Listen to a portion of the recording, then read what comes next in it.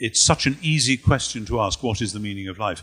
I was on a walk in the Scottish Highlands with some of my family last summer, and my then 7-year-old grandson, Sam, was walking along with me, and we were looking for eagles with binoculars and goodness knows what, and suddenly, out of the blue, without warning, he said, "Grandfather, what is the meaning of life?"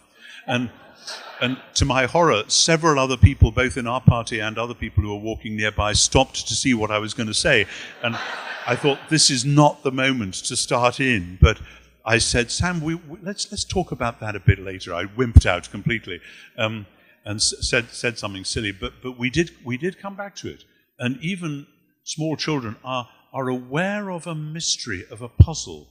And I mean, I agree that we can say, well, this is simply that we want a bit more meaning, a bit more understanding about how human narratives work.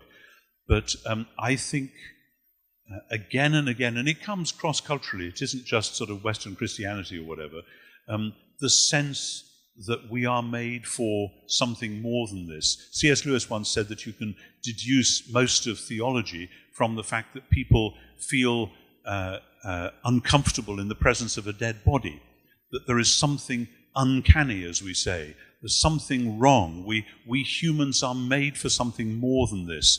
And some people have even speculated that clothes that we wear, whether or not it's actually very hot in here, we could all take our clothes off and be more comfortable. And the answer is no. Clothes are an anticipation of the resurrection body, that for a Christian, we are made for something more than what we presently are. This is moving the conversation on from where we were, but it seems to me there are profound intuitions in some of the ancient poetic accounts of Adam and Eve needing to clothe themselves in the garden and that kind of thing, as though this world is a signpost towards something.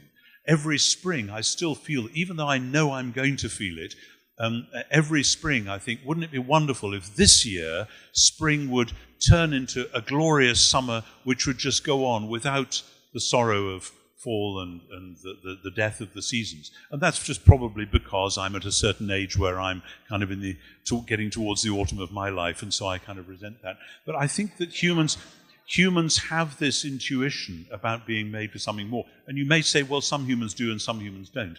And that's when I would say, ultimately, that for a Christian, it isn't a knockdown argument. Some people have these puzzles, therefore there must be a God. It's some people have these puzzles, therefore let's look at the stories that all sorts of different societies tell, Gnostics, Buddhists, Heraclitus, whoever, and let's put the Christian story into the place of narratives and see if it makes sense, more sense, some sense of the puzzles that many people have. That's the kind of starting point I would have.